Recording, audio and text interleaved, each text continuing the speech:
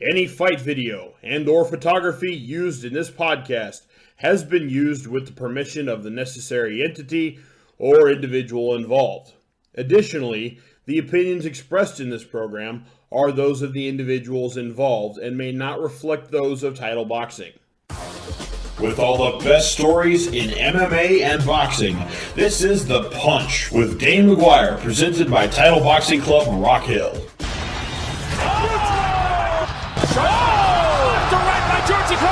Man, that was quick. Not just a win, pure dominance. Buries him with a left.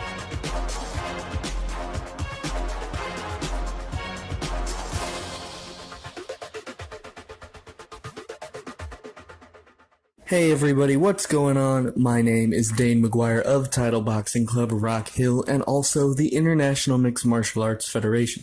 Back with another edition of The Punch this week, this time with another trainer spotlight. One of our most compelling stories yet, I think, and I really hope you all enjoy it. Combat sports has a history of being passed down from generation to generation. That's the case with one of our personal trainers, Wayne Johnson, nephew of gentleman Don Johnson, a boxer who amassed a 54, 30, and 3 record from 1959 until 1972. The street-fighting Wayne followed in his footsteps beginning at the age of 12. My uncle was always traveling, and basically he was a street fighter, I was, but he fought England, Italy, I think at least about 28 different countries. First seen him, I think I was about 3 years old. Maybe he came in with his entourage. I knew of him, but that was the first time I remember seeing him. So I knew he was my uncle and I knew he boxed, but he was never in St. Louis. So, so as you get older, you grow, and then you get the understanding of who he was or whatever. And I learned the history. But I didn't really get the relationship until after I was 25. I come out the Army. As a matter of fact, he'd been out the country probably 30 years. And as soon as everybody in the family came home, I left him in the Army. We met when I got back. They had opened up, him and Sergeant Anderson, William Anderson, had opened a gym at, I call Ringside, on Delmar, I think that was Hamilton. And so I would train up there for a while after I got out, and eventually I ended up going to New York. And I was a smaller guy. In the Army, I fought a lot of Mexican and Puerto Rican, so I knew where my place was to be. And ended up going to New York. I had a car crash, got a settlement, and I was getting older, like I said, smaller fighter, mature a little faster, and I knew I had to hurry up and get this thing started, because like I said, I was 25 when I got on. But I feel like I had a pretty good diet. I knew I could survive in age because of, what I knew. And I also looked at my uncle and his diet. He fought till he was 30 years old, which was unheard of in the 60s, and still stayed basically at the same weight. Now that's incredible. That means you got to be putting in a lot of work. But basically the relationship was just boxing. I was really other places. And he trained a lot of these guys that are known through St. Louis. Their first couple of fights, Darryl Thigpen, the Finger Twins, Manny Fear, and a lot of knowledge. And, we would talk about it. So I got a lot of just some of my insight from him in doing what I'm doing. After building up an amateur record, Wayne enlisted in the Army as an infantryman, but his primary goal was still sport. Well, I was an infantryman, but I basically went in to box. And, basically the way the boxing teams go in the Army, you have to fight your way on the team. You don't just get on because you want to be on there. And when I first got there, they just wanted to keep me in the uniform, so you basically had to prove yourself. So I would train every day. Get through, you get up at 6 in the morning, and 5 in the morning, take that back, and we work, get off, and I would just go train, run around the post, spawn with my fellow soldiers. And so by the time they let me go to try out, I was already ready. I already had close to 80, 90 fights, before I went in there. And thing about it was I came in the door looking behind, as they say, and they thought I was just new, you know. And my first 5 fights were knockouts. You know, basically they didn't recognize my St. Louis fights. You know, they basically took me as a novice fighter, and you know, I just had to go with it. And my first fight, I had the record of knockouts. My first month. Was it an atmosphere of, say, before the Army in St. Louis, you were the big fish in a small pond, and like that's what you did over there, and Right. now you got to prove yourself again over here in the service. Right. Now St. Louis, it was so many good fighters. I mean, everybody was outstanding back in the 70s and 80s. You know, St. Louis is one of the only city I know of that fought the country. You know, if we fought England, it would be whoever was ranked from Philly or one of the other cities, New York. But St. Louis always had somebody ranked in every single weight class, and that was just unheard of. Yeah. But we just had a solid team back in the 70s. You know. Wayne would continue to develop an intense self-belief that would lead him to challenge his Army boxing coach, even taking over the role himself, before moving on to the professional ranks. The warrior state of mind helped Wayne through something he didn't see coming. His pro career was cut short after just one win. He had been hit by a car, something he would experience twice more in addition to a later cancer diagnosis. Easy work, as they say. It was just, he had about 5 fights, maybe a 3-2 record, something like that, 4-1, either or.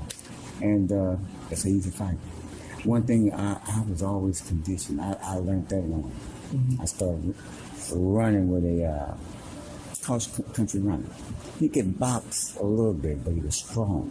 And we ran up in the mountains one day, and he left me.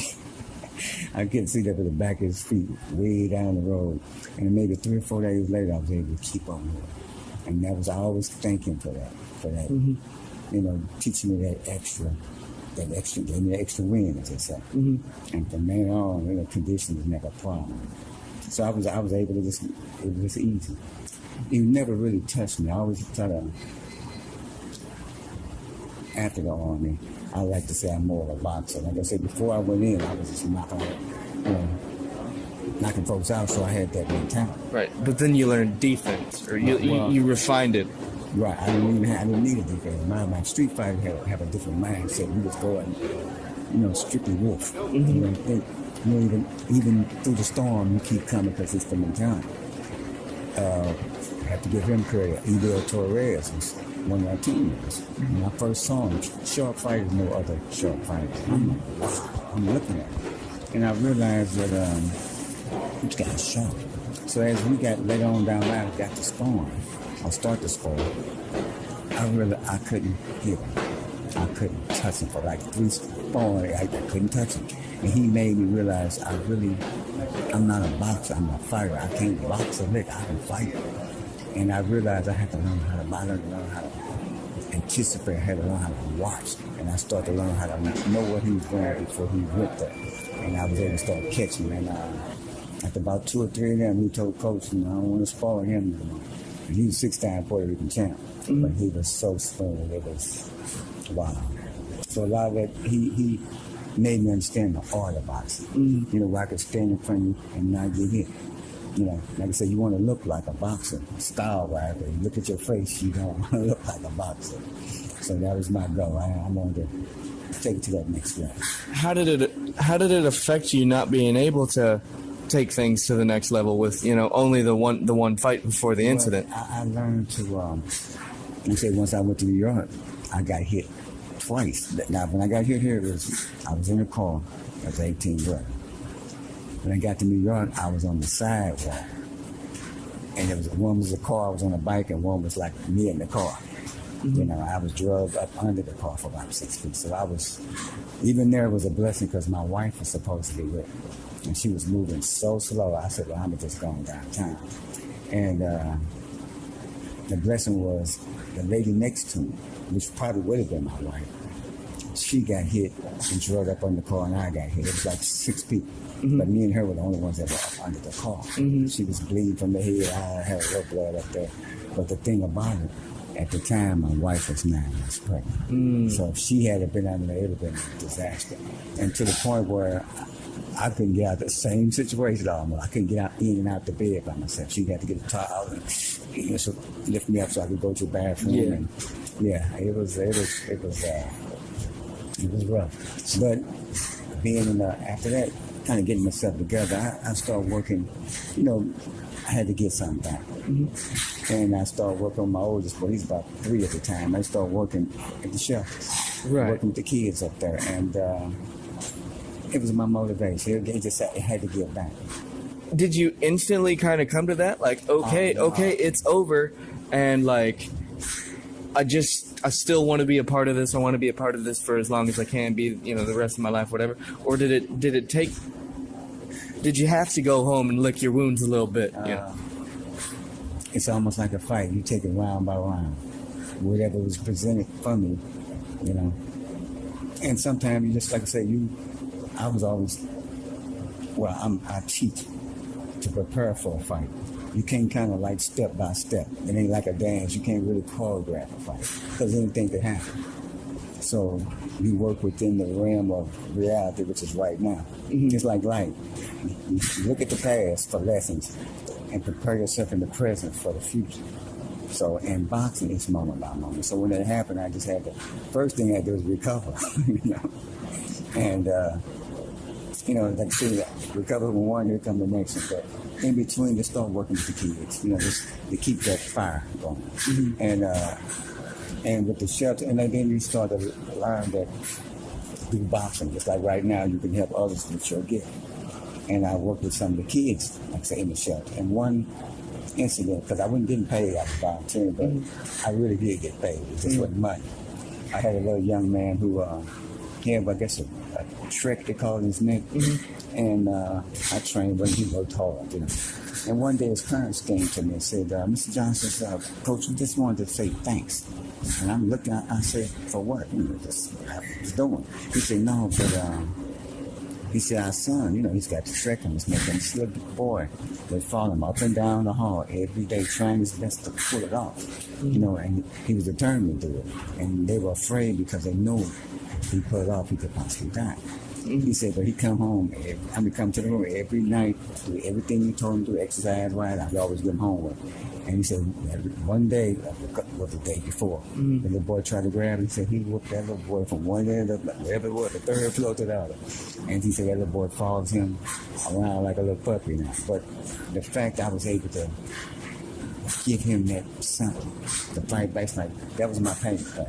And just being able to give back to that little boy and the parents and just put the bully in his place in this instance. Yeah, exactly. And it was just, it's them little instances. You get paid in a million one ways. I see guys now that still call me. They have kids that call me, hey, Coach, and, I could hear the pride in their voice. And I know I was an example to them just seeing me and my son, who basically just set up at his birthday, May 2nd, who was named after his uncle, Don, whose birthday's in May, and also mine. Don was one of my best and my first student, other than my oldest son, that helped put together the Universal Soldiers Boxing Club. And had an accident October 2015. He was out of town working, and it was passed on us. And during that period, that spirit, as a spiritual man, we look at our ancestors, and that's anybody who's left before us. And he basically turned out being my ancestor because he left before me. And I used that strength to get through that. He was also with me spiritually. It was just, it's hard to explain it, but I feel it. So that's that, and he was a top fighter, and me also, and it's almost like we merged. And became one kind of a thing. Right. I feel his life in me. It's like when you get a heart transplant and people say they feel that other person's heart, they see this other person's ideas and feelings and something similar. I think around the 12th of last year, I was on my way to the hospital. Just had a wound and didn't understand what it was. Wanted to get it checked out, and they had diagnosed me with cancer. That was almost, they say, a year almost to the day. And now I'm cancer free. I'm back in the gym, working out, back to training. Feel good. You know, I still go back to the hospital, check yourself out. But in general, I'm good. I knew something was wrong because it took them a week. They said, well, we're going to do a biopsy and we'll let you know something in a couple of days. So a couple of days went past, and a couple of more days. I'm like, whoa, it's been a week. And so I know something was coming that wouldn't, you know, because you said 24 hours, here's a week later. So, and I still remember that moment of them coming in. And it's like it wouldn't surprise me. I think it should have been something because it took so long. Yeah. And I said, okay, man, I just dealt with it. And at the time I'd come up, I signed myself out because it was, you know, one thing they do, there's a lot of pressure. You know, everybody I've known, especially survivors, they pressure you to rush into doing everything right here, right now. And it's something each and every person should think about. You know, you should definitely think, because, you know, it's a million and one ways other than look at other alternatives, put it like that. Everybody gets pressure. I mean, it's like, it's so consistent. It's not normal. Everybody's not turning, but everybody's they come at you like that. So I think some of it's obviously financial. That I know for a fact. You know, I'm $1 million man now. In less than a year, and probably made about $1 million off my body. Yeah. So, and it's, you know, I've got a lot of stories. You know, I can tell. You know, take me forever of other people.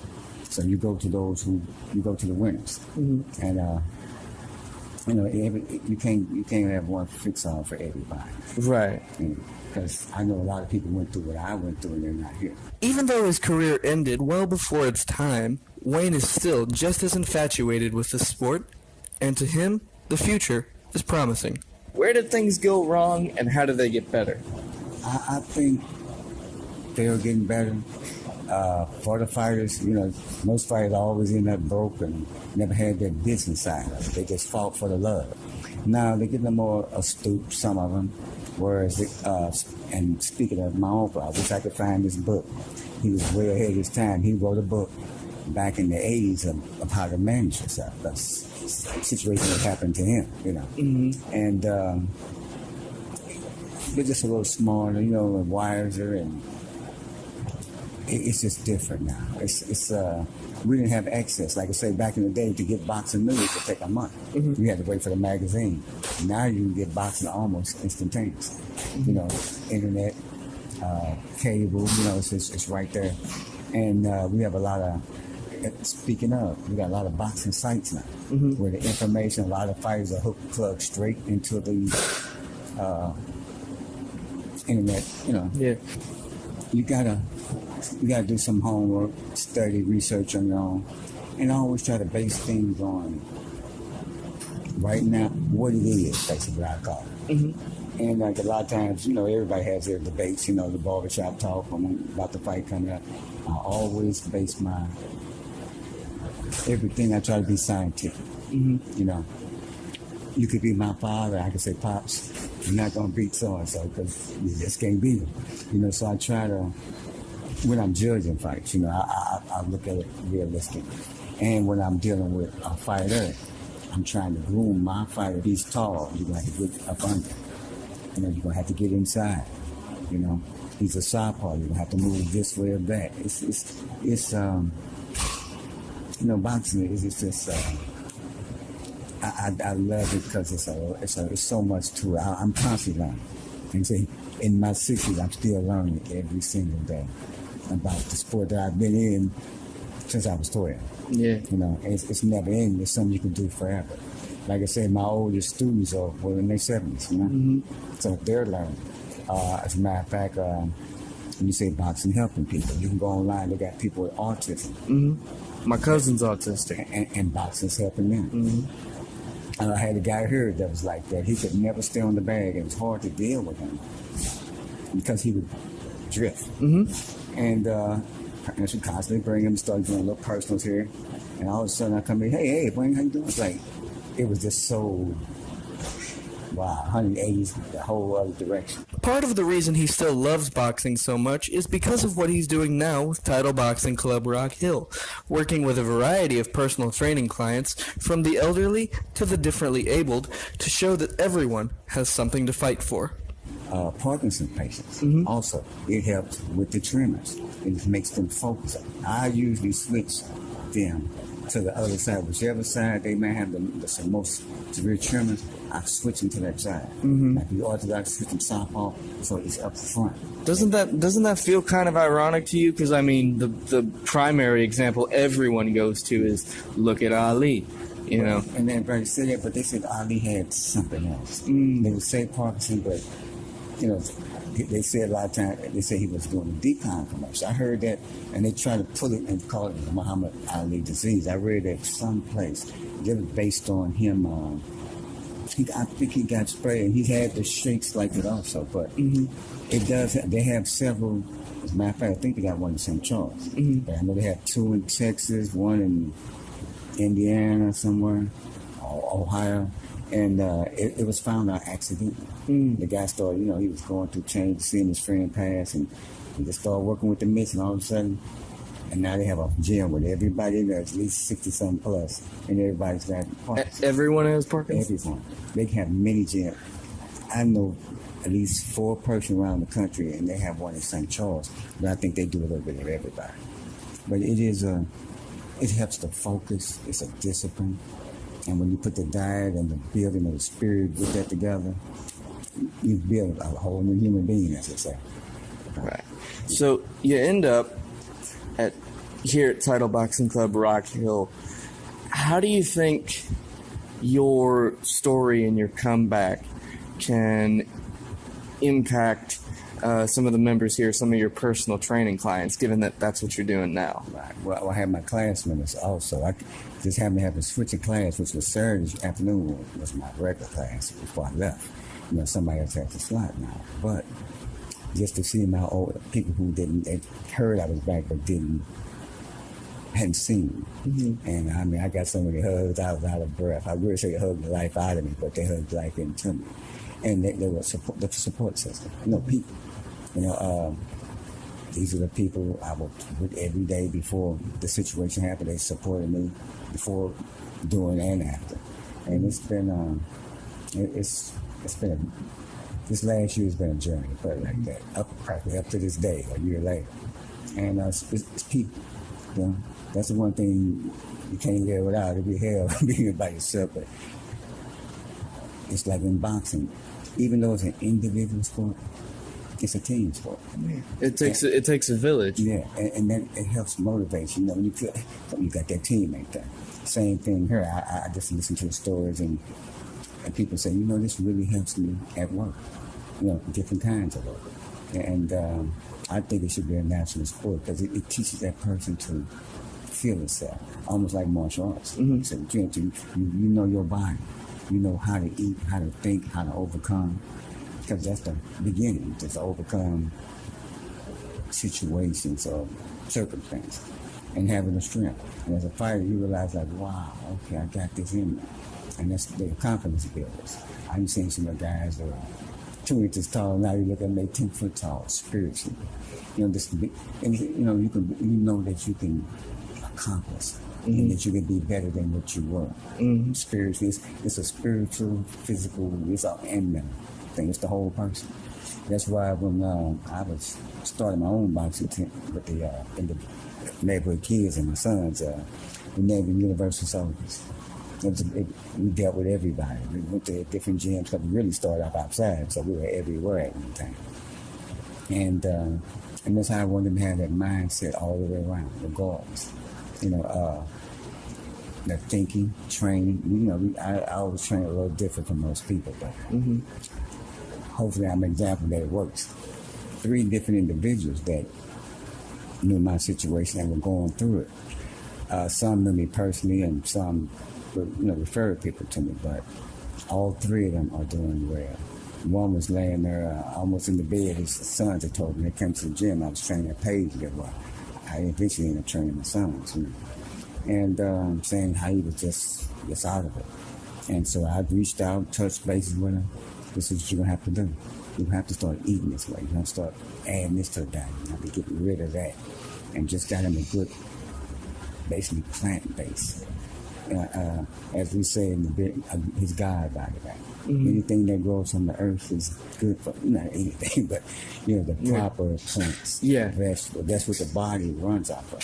I mean, you can run off different things, but the best food is plant, anything that goes out the ground, from the sun. I always say earth, wind, and fire, and oxygen, water, them basics, because that's what we're basically built from. And once you get that natural body back, I feel so much. I'll be 61 in, as a matter of fact, 10 days. 10 days. I feel outstanding compared, to, I see a lot of friends of mine who just, at the same age and stage, Yeah. And boxing is best me to stay young and youthful mentally and physically, and spiritually all the way around. If you would like to begin personal training with Wayne, visit the Rock Hill location at 9494 Manchester Road. That's 9494 Manchester Road in Rock Hill, Missouri, or call 314-925-1523. 314-925-1523. That's going to wrap it up for this edition of the podcast. For The Punch, Title Boxing Club Rock Hill, and the International Mixed Martial Arts Federation, I'm Dane McGuire. See you next time. Check this out, fight fans. If you're new to Title Boxing Club Rock Hill and a veteran or active duty military member, you can box for free for the entire month of May. You must show your military ID.